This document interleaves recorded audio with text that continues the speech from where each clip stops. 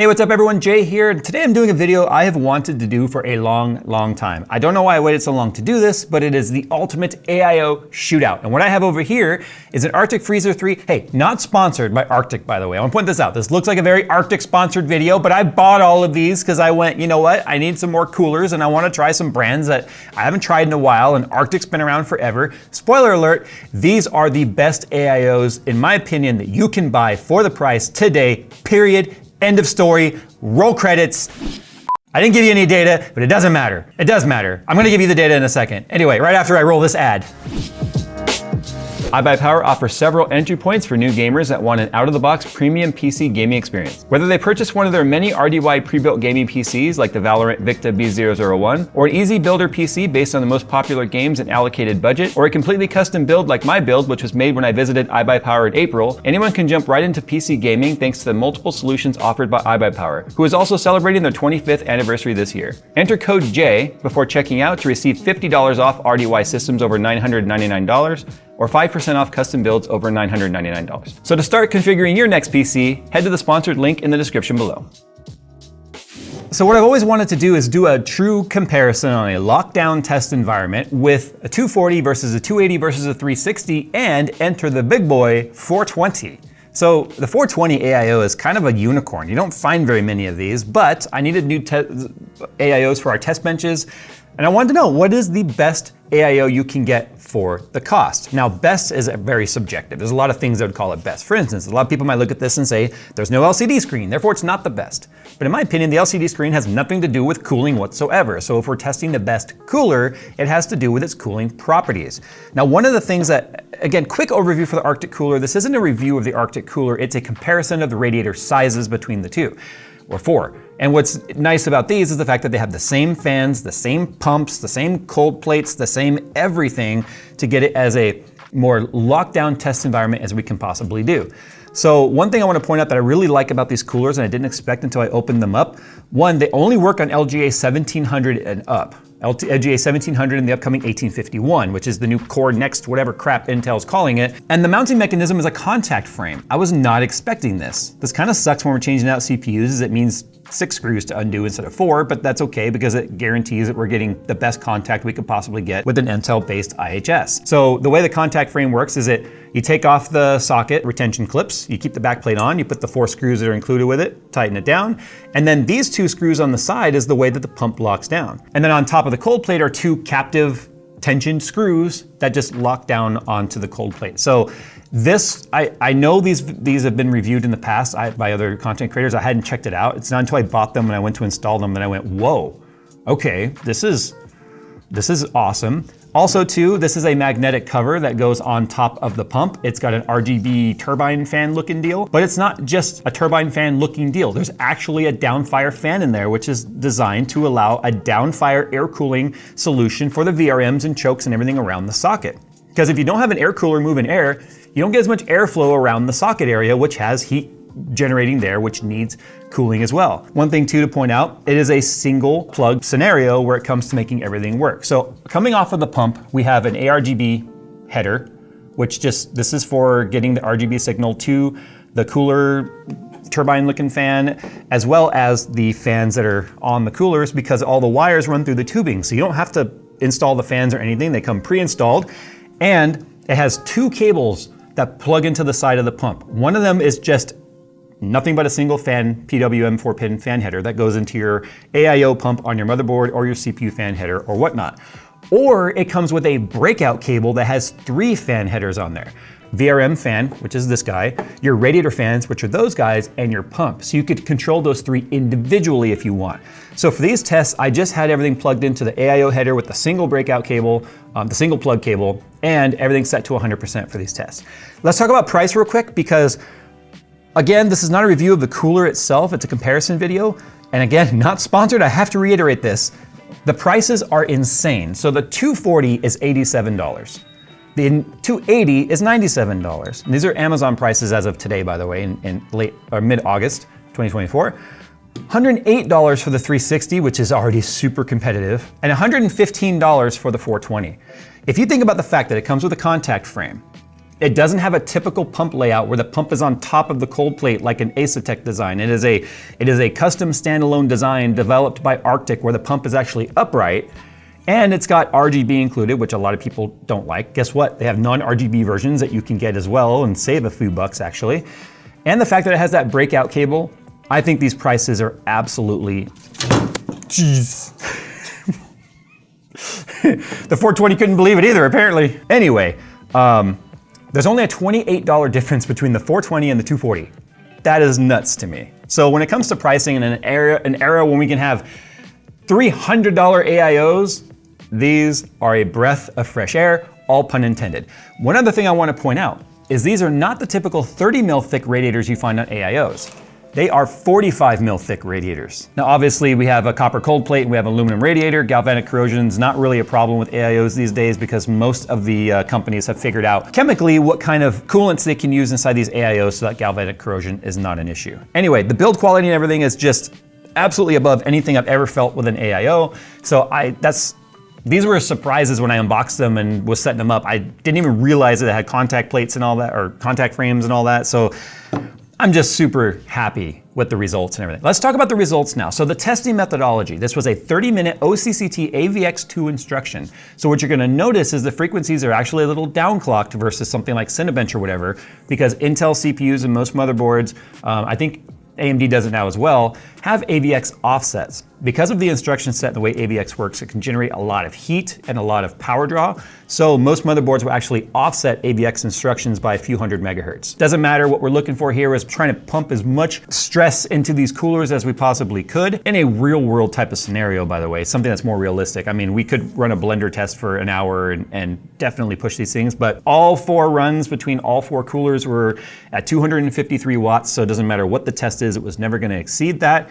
253 watts is the standard profile that's expected to be used with Intel CPUs these days. You guys know how that discussion's going, so there's a lot of debate about whether or not 253 is appropriate these days, but that is what the latest microcode and latest BIOS call for, so that is what we are running. Let's go ahead and jump into, I kind of want to show you the temps right away, but there's more to this discussion than just temperatures.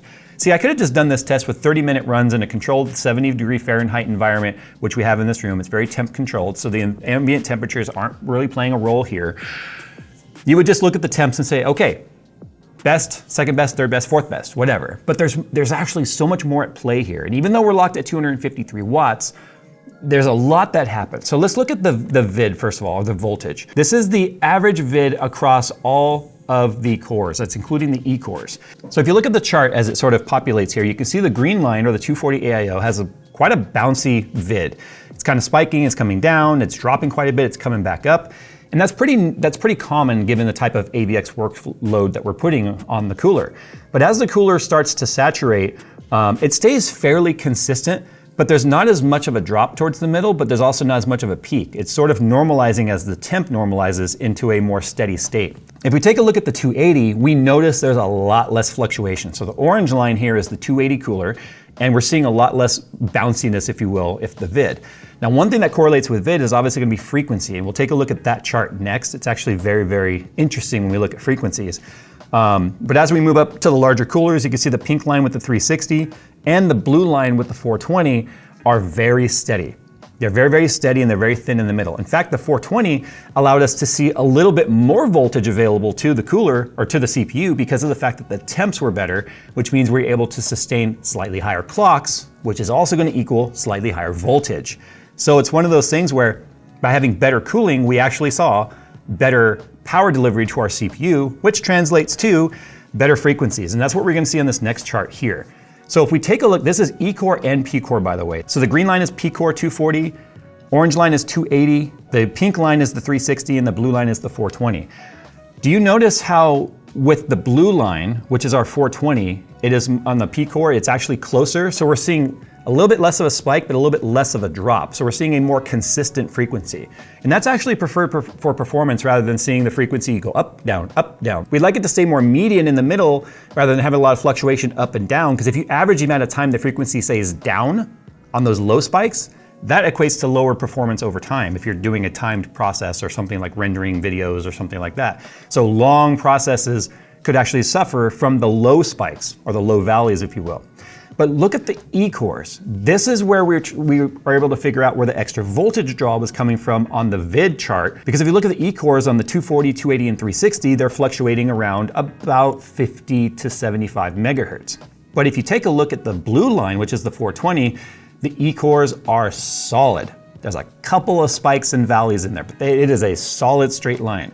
And the way that this works is if power becomes a limitation to the package, the P-core gets priority on getting the voltage that's available to it without exceeding the 253 watt or amp limits that are in place on these CPUs. So because we were able to keep the CPU more efficient at a cooler temperature, more voltage was available to it, as we saw in the vid chart, which means it could keep the E-cores up to their max boost state in this AVX instruction set without having to allocate any of its power to the P-cores.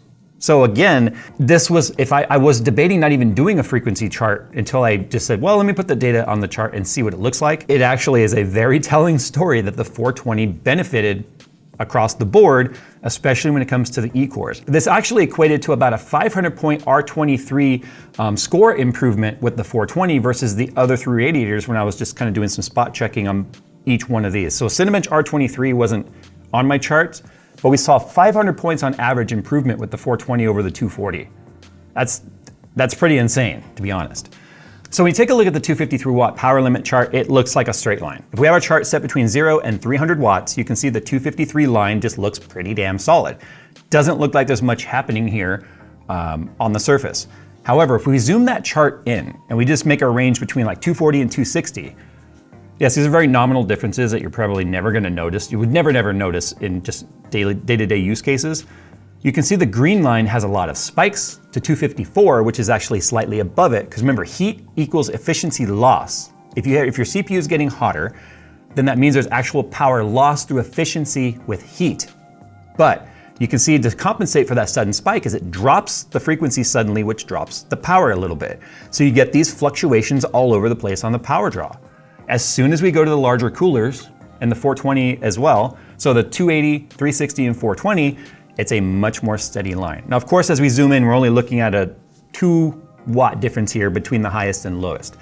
But it's a piece of data that you can analyze and say, hey, here's what's actually happening. And these are very micro differences that can actually affect performance in the long run. If you're doing long sessions that could saturate a 240 millimeter AIO, that could actually lead to performance degradation or performance loss over time through heat and efficiency.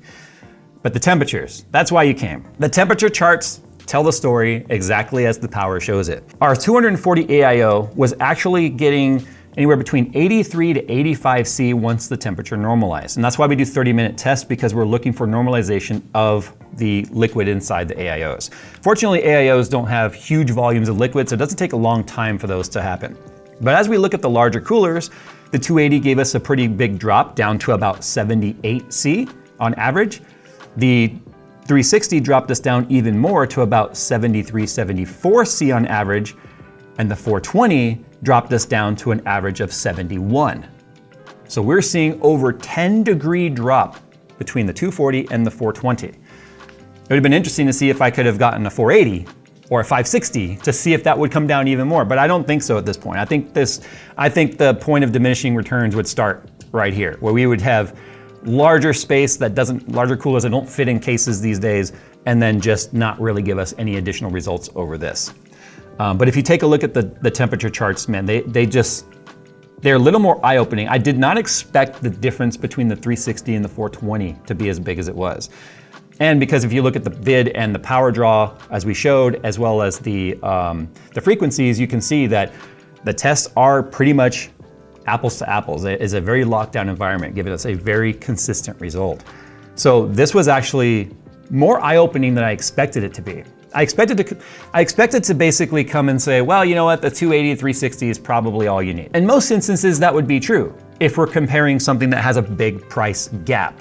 So if we're talking about other brands where a 240 might cost $120 and their 360 might cost $250, well, now you're talking about a pretty exponential curve in price for a very flat, linear performance gain in terms of temperatures.